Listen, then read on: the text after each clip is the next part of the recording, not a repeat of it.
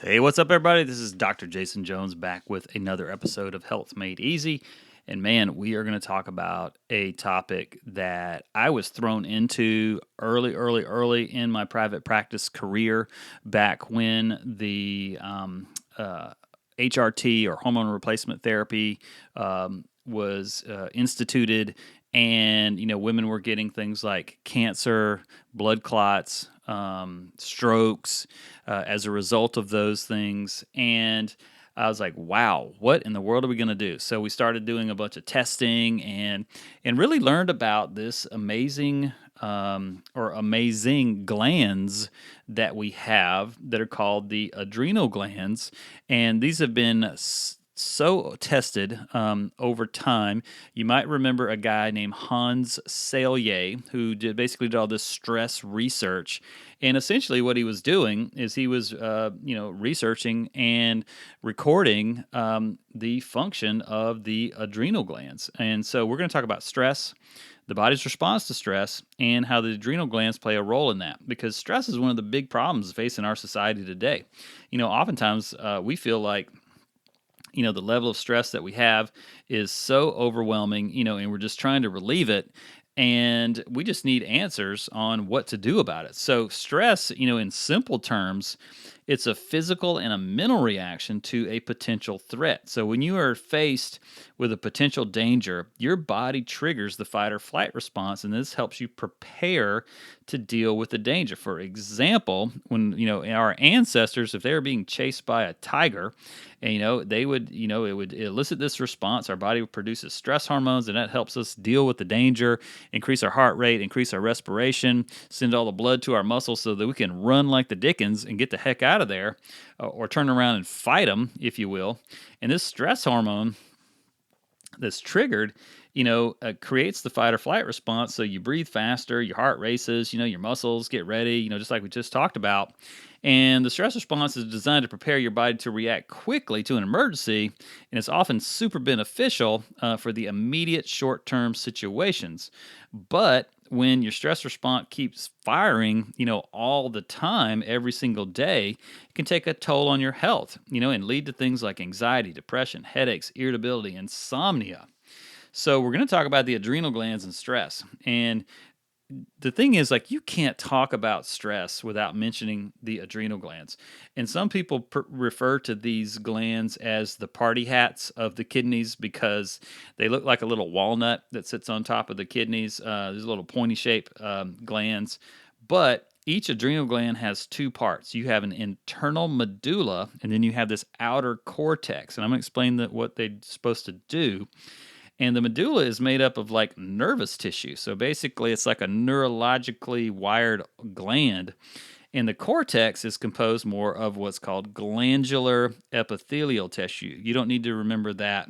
But basically, all of the inner linings of all of your organs and glands have epithelial tissue in them, okay? But don't worry about that. Different parts of the cortex produce different hormones, including cortisol, which is released during the late phase of a stress response. The medulla also produces hormones, which include things like adrenaline, which interacts with the nervous system in the initial phase of the fight or flight response. So how does the adrenal gland support acute stress response? Okay, so when you perceive a threat or a danger, a part of what's called the limbic system, which is part of your brain called the amygdala, sounds an alarm that's what's first perceived by what's called the hypothalamus. Think of the hypothalamus as like it runs the show for your hormonal system. It's like the most important part of the hormonal system. It's kind of this tells everything else what to do. And the amygdala is sort of that part of the brain that when it's triggered all the time, just creates nothing but problems. So you want it to turn on, but you also want it to turn back off again as well. So then what happens next is your sympathetic nervous system, which is like the gas pedal for your nervous system, becomes activated. And that signals the adrenal gland to secrete adrenaline into the bloodstream.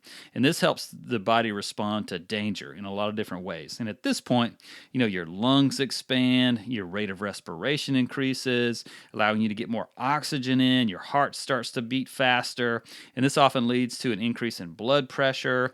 And all of these reactions are so that your brain and your muscles get all that they need of blood and oxygen so they can function optimally. And some other physiological changes that take place during the fight or flight response are increased tension in the muscles, dilation of the pupils so you can see better, or take in more light so you can see better. Your reproductive and digestive systems are suppressed at this time. Like I always say, if you're running from a tiger, not a good time to have sex. Okay, it's just not going to work too good. Not a good time to eat a sandwich either. And if the threat or the stressful situation persists after the first rush of adrenaline, a system known as the HPA Axis kicks into play, which stands for hypothalamus pituitary adrenal gland axis, kicks into play to help prepare the body for further action. So the hypothalamus reacts by releasing a hormone called CHR, or corticotropin releasing hormone. Don't worry about that, which signals the pituitary gland to release another hormone called ACTH, or adrenocorticotropic hormone. And then what comes after that is this ACTH travels through the bloodstream, and then it signals the adrenal glands to release cortisol, known as the stress hormone. And when cortisol is released, it helps give the body the needed energy to stay alert, and it signals several organs in the body to start making changes. So how do you recover after a fight or flight response? Well, usually after the threat passes, your body starts to calm down.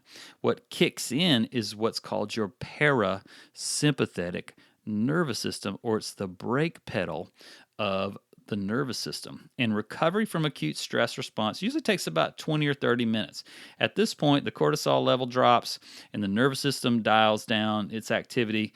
But if the body is not able to recover, it will eventually lead to problems. And that could be, if you're under chronic stress all the time, it could be depression, it could be fatigue, it could be anxiety, which are all forms of chronic stress. So, big picture, the stress response is much more complicated than you thought it was, right? Okay.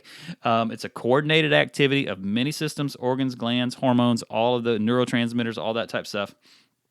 But it's supposed to occur. We are supposed to utilize it. It's there. It happens naturally for us. But then when the threat is over, our bodies are supposed to naturally ratchet it back down into this calm, relaxed state. And it's not supposed to happen all that often.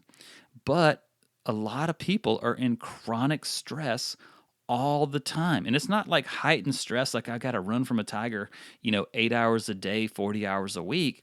But it's like this chronic low level stress where their bodies just never get a chance to recover. So we're worn out. It's like, oh my God, I can't wait till Friday. Oh Lord, it's Monday again, and we just are in this chronically stressed state. Oh, there's that person again. We're in the chronically stressed state. But we've got to get our bodies wired to work correctly. And I'm going to give you some tips over the next podcast on some things that you can do about that particular thing. So I hope you have a little bit more respect for the adrenal glands because they're super awesome. Most people's are completely fried and they need to rebuild them. I probably should do a whole podcast on that, on how to do that. Because I've been there and I've done that myself multiple times.